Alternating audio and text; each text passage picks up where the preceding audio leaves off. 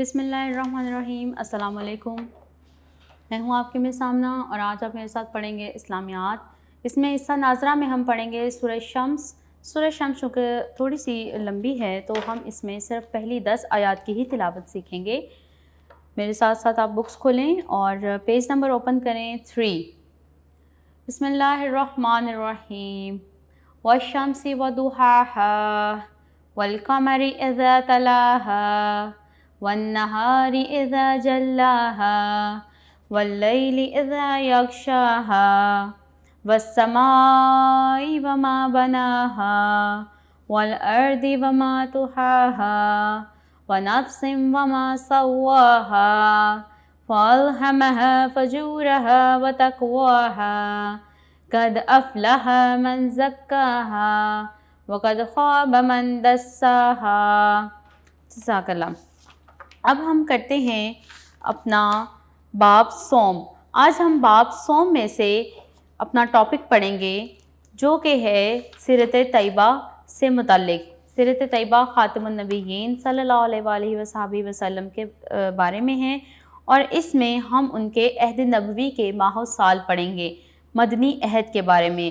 تو آپ page number 30 open کر لیجئے۔ اس میں ہمارا سب سے پہلا ٹاپک ہے نبی کریم خاتم النبیین صلی اللہ علیہ وآلہ وسلم کی دعوت و تبلیغ کی عالمگیریت اور آفاقیت۔ اس میں سب سے پہلے ان ٹرمز کو الگ الگ سمجھنا ضروری ہے۔ دعوت کے لغوی معنی ہے بلانا اور تبلیغ کے لغوی معنی ہے پہنچانا، یعنی اسلام کی طرف بلانا، اور تبلیغ یعنی کہ اسلام کو دوسروں تک پہنچانا۔ نبی پاک خاتم النبیین کی یہ جو دعوت ہے اسلام کی طرف بلانے کی، یہ محض کسی بھی رنگ نسل کے لیے یا کسی بھی زبان و مکان تک یہ محدود نہیں ہے، بلکہ یہ عالمگیر ہے اور آفاقی ہے۔ ان کی نبوت آفاقی اور عالمگیر ہے، اور اس میں ان کی جو نبوت ہے وہ رنگ و نسل کی تمیز کے بغیر تمام مخلوقات کے لیے ہے۔ دعوت و تبلیغ یعنی کہ نبی پاک خاتم النبیین جو ہے وہ اسلام کی طرف بلاتے تھے لوگوں کو، اس کا معنی ہے اس کو کہتے ہیں دعوت دینا یعنی بلانا، اور تبلیغ کا معنی یعنی پہنچانا۔ نبی پاک خاتم النبیین کی دعوت و تبلیغ جو ہے وہ آفاقی ہے، ان کی نبوت اور عالمگیر ہے، یعنی ان کی جو دعوت و تبلیغ ہے یہ کسی بھی رنگ و نسل کی تمیز کے بغیر ہر قسم کے ہر طبقے کے لیے، اور اس میں کسی بھی زبان و مکان کی حد نہیں ہے، محدود نہیں ہے یہ کسی بھی زبان و مکان تک۔ اب اس میں ہم سب سے پہلے تو اللہ تعالیٰ کا ارشاد ہم اس میں دیکھتے ہیں، اور ہم نے آپ خاتم النبیین صلی اللہ علیہ وآلہ وسلم کو تمام لوگوں کے لیے بھیجا ہے۔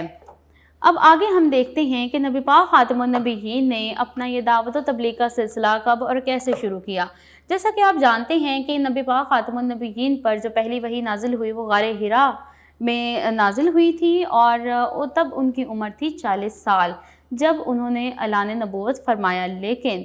شروع میں ابتدا میں انہوں نے اپنے اس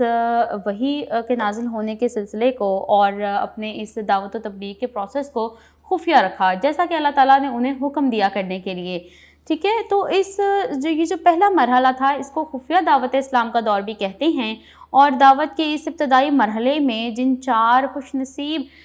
لوگوں نے اسلام قبول کیا اس میں سب سے پہلے ہیں خدیجۃ الکبریٰ رضی اللہ عنہا، حضرت ابوبکر صدیق رضی اللہ عنہ، حضرت علی المرتضیٰ رضی اللہ عنہ، حضرت زید بن حارثہ رضی اللہ عنہ۔ اس کے بعد اللہ تعالیٰ کے حکم سے دوسرا مرحلہ پیش آیا، اور اس میں نبی پاک خاتم النبیین کو حکم دیا گیا کہ وہ اپنے قریبی رشتہ داروں کو اسلام کی دعوت دیں۔ تو پھر جو آس پاس کے جو لوگ تھے، جو اپنے قبیلے کے لوگ تھے، جو اپنے شہر کے جو اپنے لوگ تھے، ان کو دعوت دینا شروع کی۔ اس میں بہت ساری مشکلات بھی آئیں جن پر انہوں نے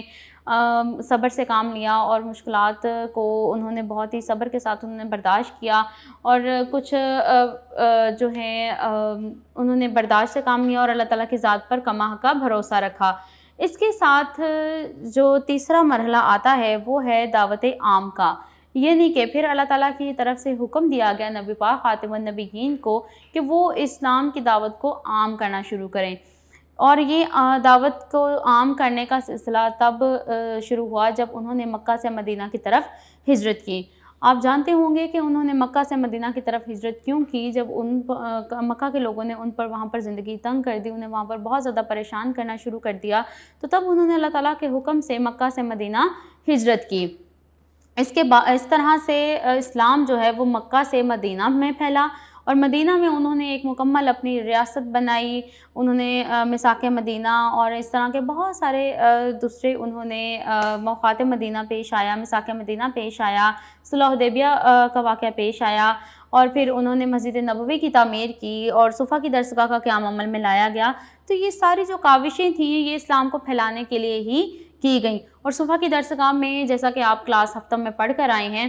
صفا کی درسگاہ میں صحابہ کرام کو اسلام سکھایا جاتا تھا اور انہیں اس کا چیز کے لیے تیار کیا جاتا تھا کہ وہ آگے جا کر دوسرے ملکوں میں, دوسرے دیگر ممالک میں بھی اسلام کی تعلیمات کو پھیلائیں. انہیں مختلف زبانیں انہیں سکھائی جاتی تھیں, مختلف علوم انہیں پڑھائے جاتے تھے, اور ایسے صحابہ کرام جو کہ اپنی رہائش اور اپنے کھانے پینے کا انتظام نہیں کر سکتے تھے, تو انہیں وہاں پر رہنا اور کھانا پینا انہیں وہاں پر ساری انہیں فیسیلیٹیٹ انہیں کیا گیا. تو تیسرا مرحلہ جو اب ہم ڈسکس کرنے جا رہے ہیں یعنی دعوت عام کا,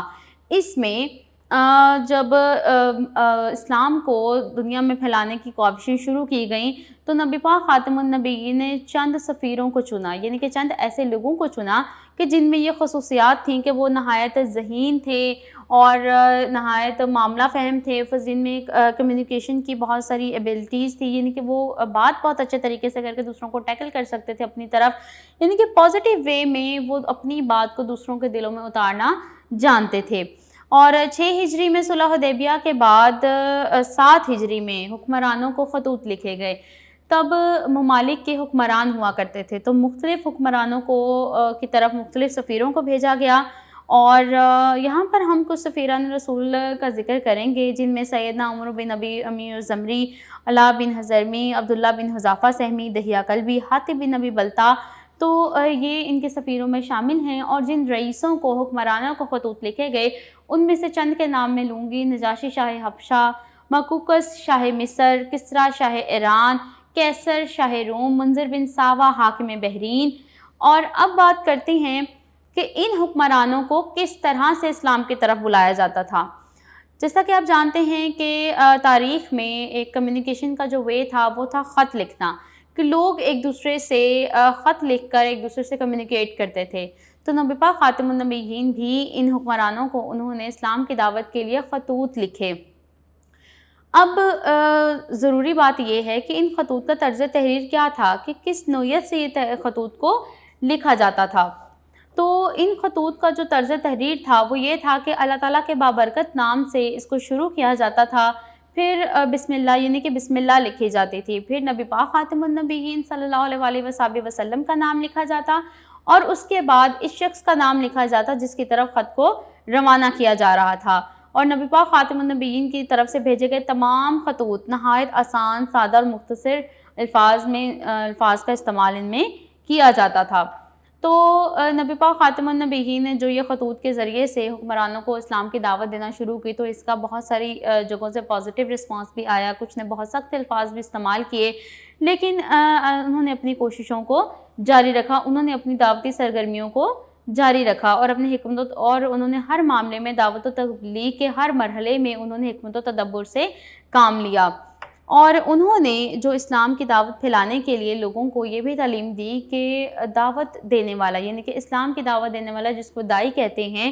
اس کے لیے ضروری یہ ہے کہ وہ اپنی بات کو بے جا طول مت دے, یعنی کہ اپنی بات کو بلا وجہ بڑھائے نہیں, اور مخاطب کی زبان یعنی کہ جس سے وہ بات کر رہا ہے اس کی زبان کو سمجھنا ضروری ہے, اس کے ذہنی معیار کو سمجھنا ضروری ہے, اور اس کے خیر خواہی کے جذبات, یعنی کہ جب تک آپ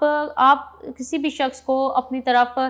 مائل تب تک نہیں کر سکتے, آپ اس کو اپنی بات نہیں سمجھا سکتے جب تک آپ اس کی زبان کو نہ سمجھ لیں, اس کے ذہنی معیار کے مطابق آپ بات نہ کریں, اور آپ اس کو ڈانٹنے ڈپٹنے یا آپ اس کو کسی طرح کا طنز کرنے کے انداز میں نہیں, بلکہ اس کے خیر خواہی اس کی کرنے کے انداز میں اس کی اصلاح کریں. تو یہ ساری چیزیں بہت ضروری ہیں کسی بھی انسان کے لیے کہ جو اسلام کی دعوت کو پھیلانا چاہتا ہے یا جو بھی داعی اسلام بننا چاہتا ہو. اب آخر میں ہم دیکھیں گے نبی پاک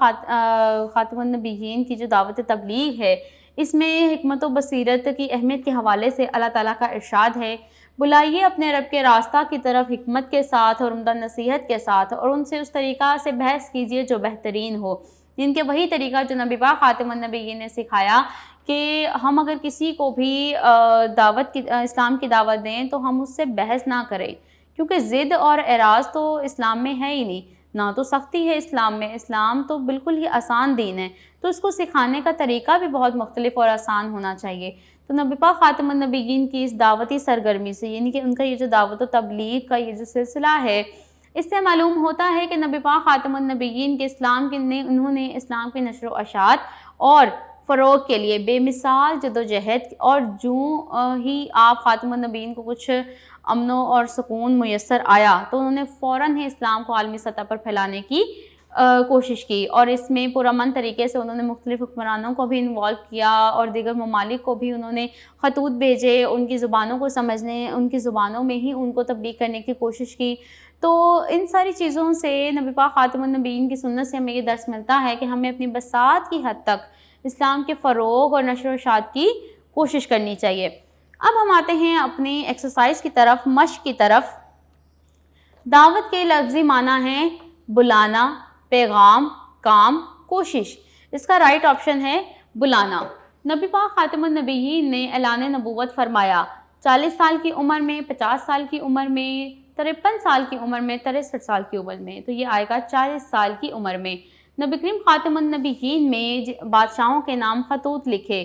کس ہجری میں؟ 7 ہجری میں۔ 7 ہجری اس کا رائٹ آپشن ہے۔ صلح حدیبیہ کا واقعہ پیش آیا 6 ہجری میں، 7 ہجری میں، 8 ہجری میں، 9 ہجری میں، اس کا رائٹ آپشن ہے 6 ہجری میں۔ شاہ حبشہ کا لقب تھا مقوقس، نجاشی، کیسر، کسریٰ، اس کا رائٹ آپشن ہے نجاشی۔ مختصر جواب دیں، دعوت و تبلیغ کا لغوی معنی بیان کریں، تو یہ ہم بالکل چیپٹر کے شروع میں ہم اس کا مفہوم پڑھ چکے ہیں۔ نبی کریم خاتم النبیین کی دعوت کی عالمگیریت پر ایک آیت کا ترجمہ لکھیں، یہ بھی ہم نے چیپٹر میں پڑھا، آپ اس کو وہاں سے دیکھ سکتے ہیں۔ نیکسٹ ون ہے کہ نبی پاک خاتم النبیین نے جن بادشاہوں کو خطوط لکھے ان میں سے 2 کے نام لکھیں، تو ہم نے یہاں پر